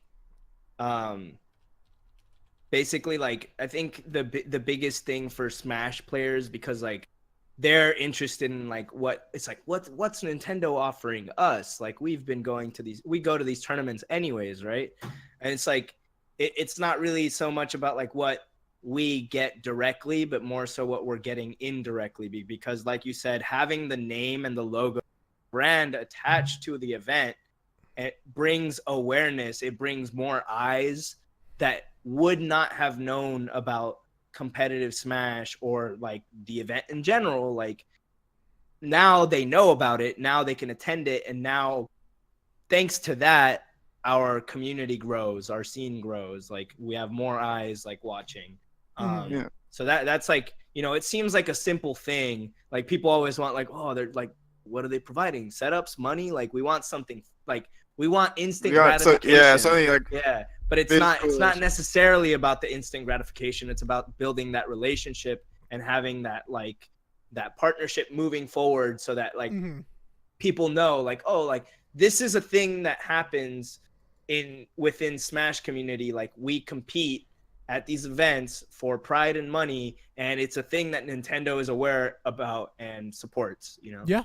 Yeah, and the fact that we're Even literally just by like approval, like yeah, we're give you the literally thumbs up. calling it Hyrule Saga, yeah, and Nintendo is allowing us to do to that. use their. That's not ours.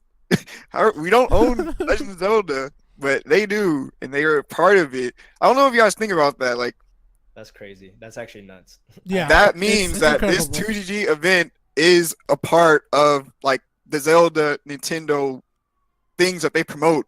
Yeah, Yeah. It's a beautiful time that's to crazy. That's actually yeah. wild. It's wild, and it's a beautiful thing to see happen. Honestly, I can probably answer in the direction maybe Michael wants to go. Yeah. So in this, what does impact setups possibility? Payouts. Honestly, the gratification is amazing. They don't. I honestly, it's them giving us a thumbs up and saying like, hey, we support this event. And in terms of it all together, the marketing is going to be there. Obviously, we'll be at 2GG will be able to play an ad for Super Smash Brothers.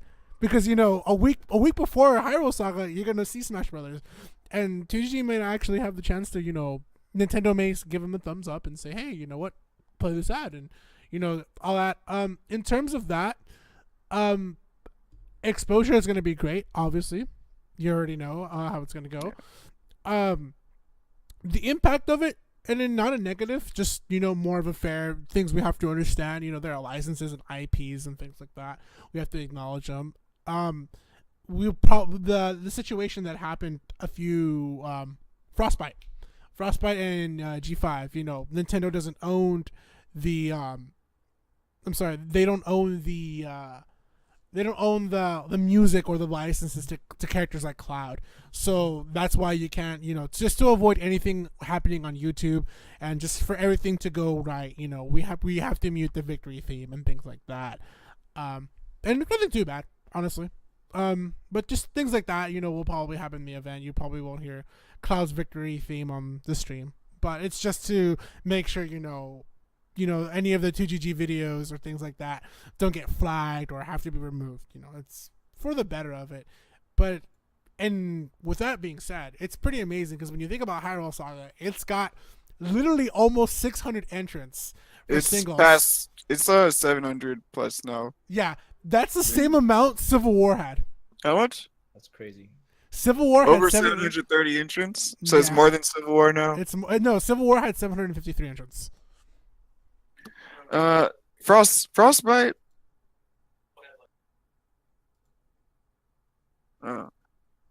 Yeah, but when we talk about like big Smash 4 tournaments, like Smash specific events, I guess you want to say, like, so there's like no overlap, or you want to call it. Mm-hmm. So it's pretty big. Hyrule Saga is looking to be. It's still like a month left, so yeah. You literally get to see Smash hype within 2 weeks of each other. Like, you get to go experience it, the new hotness, right? The thing we're all waiting for, and then you get to go to a tournament, right, and watch more Smash action. Yeah, I think the timing of it is great because all this attention will be on Nintendo and Smash because of like the whole E3 Invitational happening literally the week after or the week before, and then they're going to be promoting this big like Zelda themed tournament right after. So it's just good. Yeah, and I'm pretty sure, you know, Breath of the Wild Link or whatever we're gonna call him, he'll be, you know, in the Invitational, so it'll be amazing. Yeah, man. Interesting month we have ahead of us. One sec. Okay. Yeah, I just had to pop out the chat again just in case I missed any questions. No, just one question, and shout outs to Michael for go ahead and asking us that question, you know? Yeah, it's the hard hitting question, the thing that man, dude. It was so like as soon as we announced that we work with Nintendo, the first thing people say is, yeah, like where's the $10,000 like pot noise from Nintendo, man? What are they doing? They don't actually help us out. I'm like, dude, it's not how it works, man.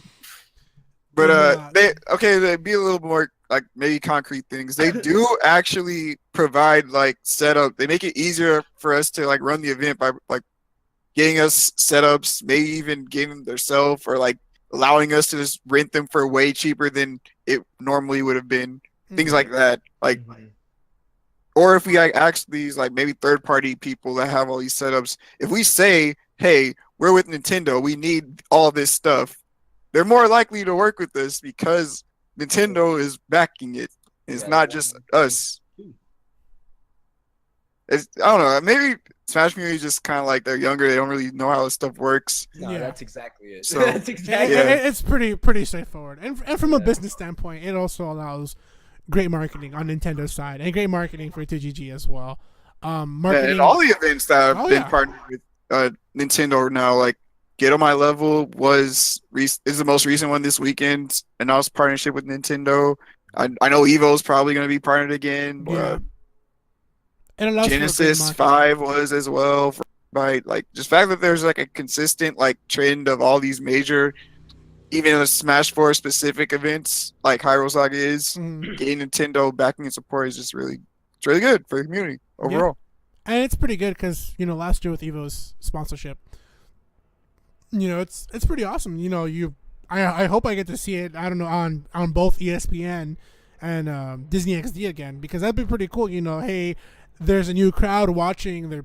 They're watching, you know, hopefully in that same sense we'll see like Void versus Mango top A at Evo and on Smash Switch, and then when the commercial plays, they'll play commercials for the game and how to buy it and all that. And all together, that's a great way to market and advertise for a great game. So, yeah, I hope to see that as well. And Cool. well, that pretty much wraps it. Yeah, exactly. that pretty much wraps up the show for the week, the bye week. Yeah. Blah blah blah. I don't know.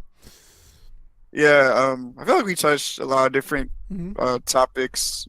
Gave like our best answers for everything. Hopefully it didn't drag on too long. we had a nice amount of followers, viewers. Sorry. Yeah.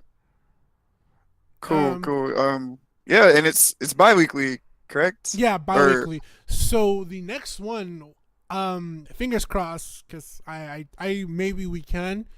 I don't know. I want to talk to Champ, but maybe not this. Maybe it's too close if we do it this time.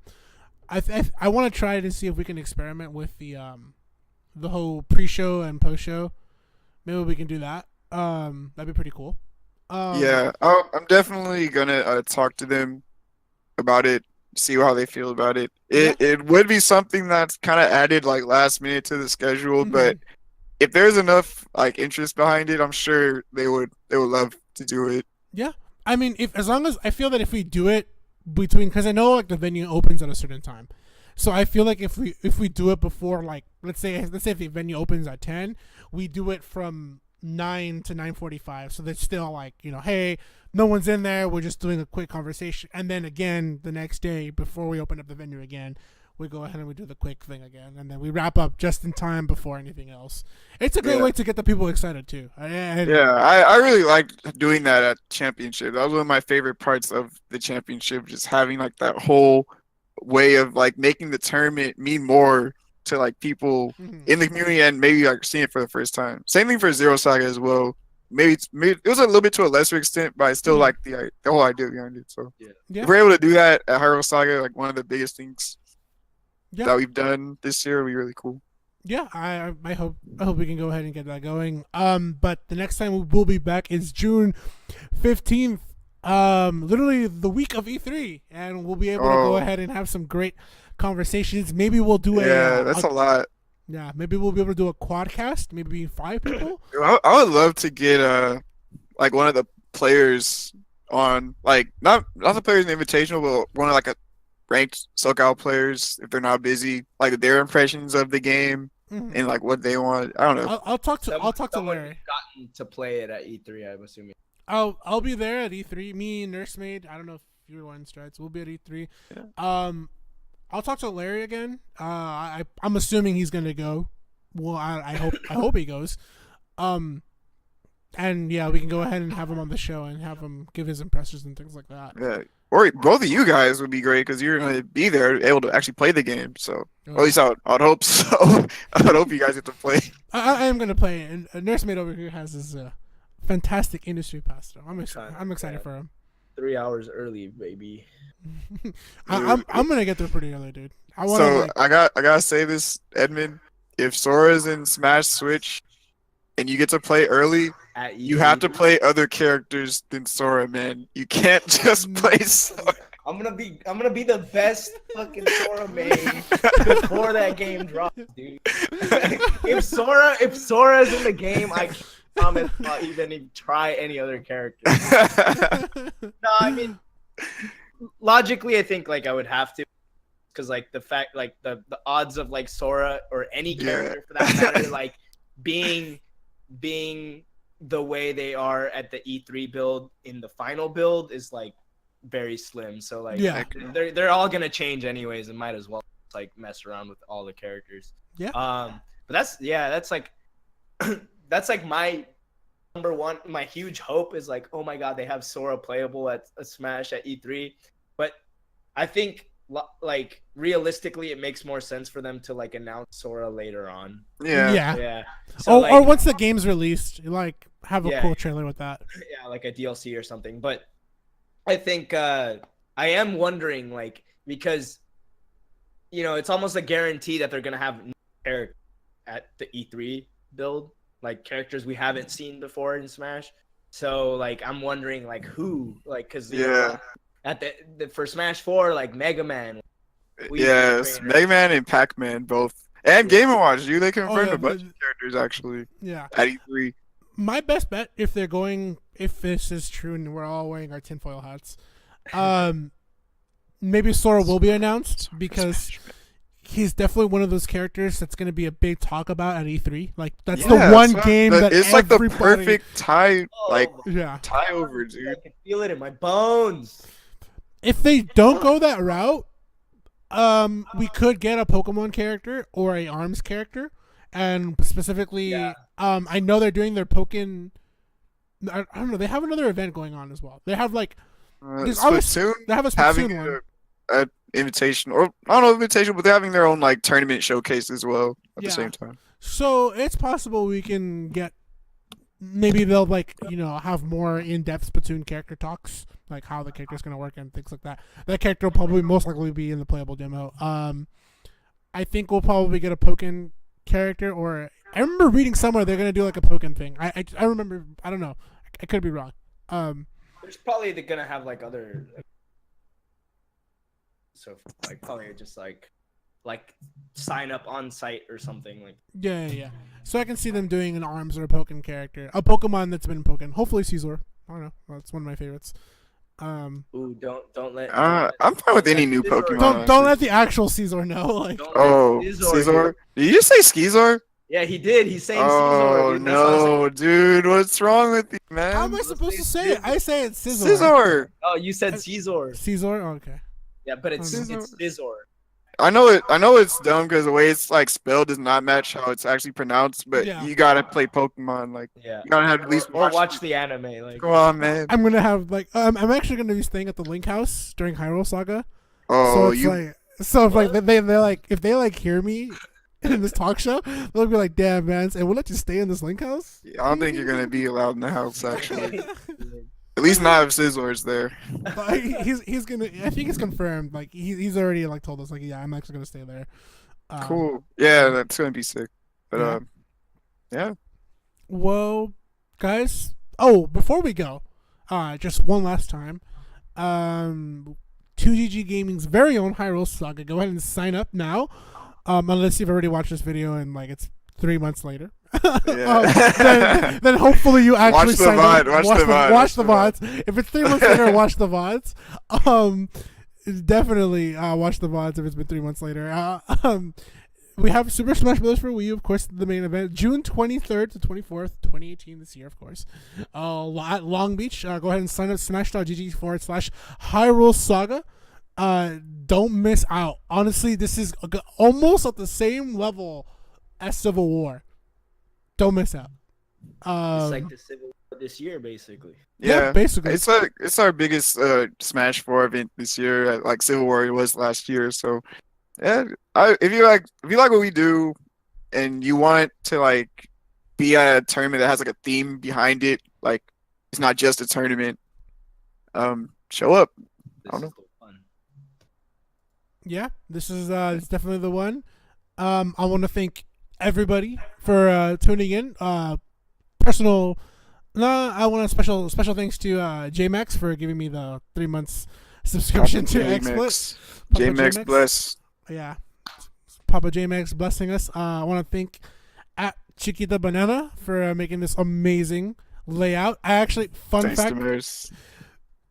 Oh, of course, Nursemaid as well. Fun fact: I was grocery shopping the other day, and I actually eat my bananas with my cereal. I don't know if you guys do that. I love eating my cereal with my bananas. I do that occasionally. Yeah. There's nothing wrong with that. So I had just realized that her name is based off the actual brand, Chiquita Banana. There's an actual brand of bananas. You know the girl was wearing the banana hat? Yes, I do know. I was so late. I was so dumb. I was there with my roommate Kimberly, and she was just like, "Are you serious?" And I was like, "Yeah." I felt so stupid. It was a blonde moment. it was. You know, if you did go blonde anytime soon, I wouldn't be surprised, man. Wouldn't be surprised. It was pretty bad. She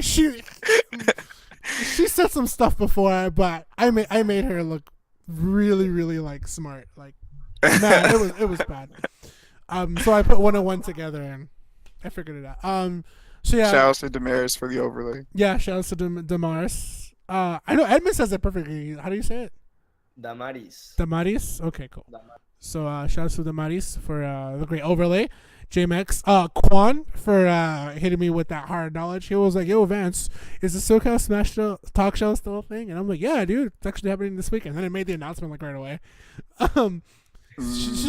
Just shout out to Quan, Quan for keeping me in the know that I was slacking and making any acknowledgments.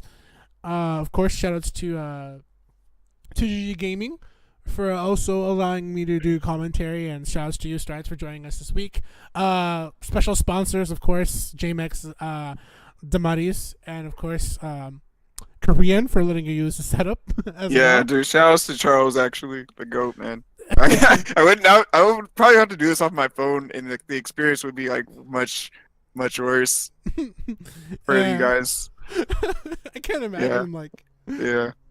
No webcam. This like crappy phone audio sounds like an echo. It would just be all bad. So yeah, shout outs to Korean. And yeah, save the day, man. And of course, shout outs to Nursemaid as well for introducing me to Damaris, for allowing for that great layout. So yeah, we'll be back the week of E3 that Friday. Hopefully, we'll get the show, and yeah, we'll be having our first impressions and such. And yeah, I don't want to spoil anything else that may be going on, but yeah, we'll all be at E3 in some capacity. Like, I know I'm gonna go to the Invitational. I don't really have plans of like paying for that E3 pass. Like, that's just too much. Like, I think I can wait for like a Smash demo. But you two will be there. You'll like probably be at the Invitational as well, and actually get hands-on like gameplay of the game. So that just especially don't miss next time we do it, because you'll get all of like our fresh like impressions and reactions from the E3. So I'll record as much as possible. Yeah, same here as well. I'll see if I can do any interviews while I'm in line for the event as well. That's a good idea. But yeah. We should tag team on that. Yeah, we should tag team. That's what I was gonna tell you about. But guys, thank you so much for watching the SoCal Smash Talk Show. We are back officially. I apologize for the long hiatus, but sometimes you can't rush perfection, and perfection needs its personal patience. So I bring to you guys once again, in the middle, the king of his own palace, King Strides, on the far right side, not last and very never will be least, the very handsome, the very stoic, the Hispanic heartthrob himself, Nursemaid. I totally put that in last minute, bro. I really did. I just did that like all together last minute, bro. Thank you guys so much for watching the SoCal Smash Talk Show. We will be back the week of June 15th. This is Vance signing off alongside Nursemaid. Oh, me or it's supposed to be hard. One of the we got it. We got it, bro. We got it. All right, peace. Later. Later.